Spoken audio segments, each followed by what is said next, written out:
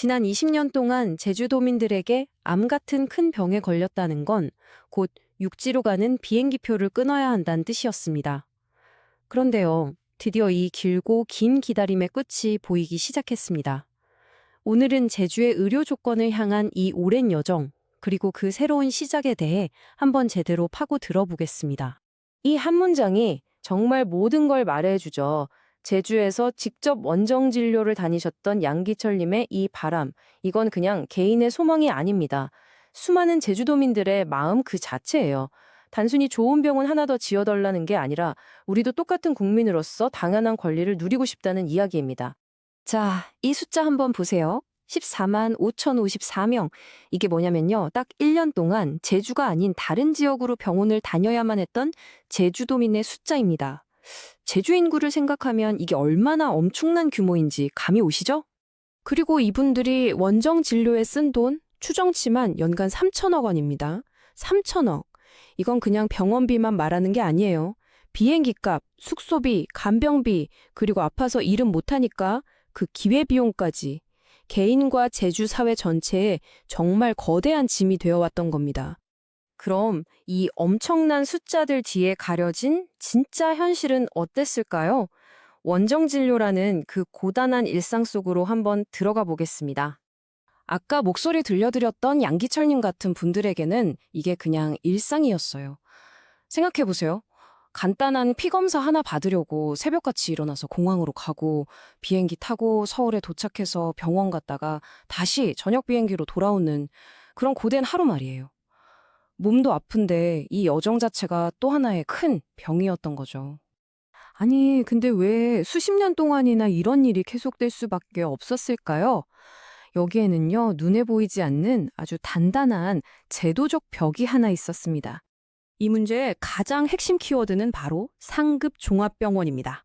암이나 심장병, 희귀질환처럼 정말 고도의 기술이 필요한 치료를 전담하는 곳인데요. 뭐랄까 우리나라 병원들 중에 끝판왕 같은 곳이라고 생각하시면 돼요. 여기서 당연히 이런 질문이 나오죠. 그렇게 중요한 병원이 왜 지금까지 제주도에는 단 한 곳도 없었을까요? 바로 이겁니다. 이게 그 답인데 좀 황당하게 들릴 수도 있어요. 제주는요, 행정구역상 서울진료권이라는 거대한 덩어리에 같이 묶여 있었거든요. 이게 무슨 뜻이냐면 제주에 있는 병원이 상급종합병원이 되려면 저기 서울에 있는 초거대 빅5 병원들하고 경쟁해서 이겨야 했다는 거예요. 이건 뭐 동네 축구팀이 프리미어리그 우승팀하고 붙어서 이겨야 한다는 거랑 똑같은 사실상 불가능한 게임이었던 거죠. 그런데 드디어 이 꽉 막혔던 상황에 변화의 바람이 불기 시작했습니다. 수많은 좌절 끝에 이 해묵은 문제를 풀 수 있는 아주 중요한 두 가지 길이 열렸습니다. 이게 정말 결정적인 한 방이었어요. 정부가 드디어 제주를 서울 진료권에서 떼어내서 독립적인 진료권으로 인정한 겁니다. 이제 제주의 병원들은 저 서울의 거대 병원들과 싸울 필요 없이 제주 안에서 실질적인 경쟁을 통해 상급 종합병원이 될 수 있는 진짜 기회를 얻게 된 거죠. 그리고 이게 그냥 하겠다고 말만 하는 게 아닙니다. 보시는 것처럼 아주 구체적인 시간표까지 딱 나왔어요. 2026년 6월부터 시작해서 평가를 거치고 마침내 2027년 1월이면 제주 역사상 최초의 상급 종합병원이 공식적으로 탄생하게 되는 겁니다. 자, 그래서 지금 제주에선 이 목표를 향해서 두 가지 핵심 전략, 그러니까 투 트랙으로 일이 진행되고 있습니다. 하나는 방금 말씀드린 정부의 공식 지정을 따내기 위해 준비하는 거고요. 또 다른 하나는 그 사이에 생기는 의료 공백을 바로바로 메우기 위한 아주 현실적인 민간협력 모델입니다. 이 두 가지 방식의 관계가 아주 흥미로운데요. 정부 지정이 제주 의료 시스템 전체의 체급을 올리는 아주 근본적이고 장기적인 해결책이라면 민간협력 모델은 당장 환자들이 겪는 불편을 해결해 줄 수 있는 빠르고 현실적인 대안인 셈이죠. 그러니까 하나는 큰 그림을 바꾸는 거고 다른 하나는 당장 급한 불을 끄는 거예요. 둘 다 꼭 필요한 겁니다. 그 민간협력의 대표적인 예가 바로 제주한라병원 세브란스 공동진료센터 모델입니다. 여기서 중요한 건 이게 그냥 이름만 빌려주는 수준이 아니라는 거예요. 서울에 있는 세브란스 의료진이랑 실시간으로 원격 진료를 하고 아예 세브란스 의사들이 정기적으로 제주에 내려와서 직접 환자를 봅니다. 그러다가 정말 서울에서 치료가 필요하면 기다릴 필요 없이 바로바로 연결해주는 패스트 트랙까지 갖추고 있죠. 굉장히 체계적이에요. 한 언론에서도 이런 평가를 내놨더라고요.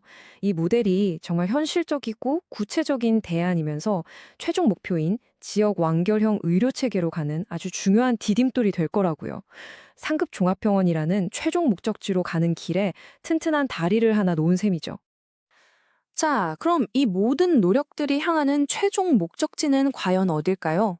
바로 제주 의료의 완전한 독립, 완전한 자립입니다. 바로 이 지역 완결형 필수 의료 체계라는 걸 만드는 겁니다.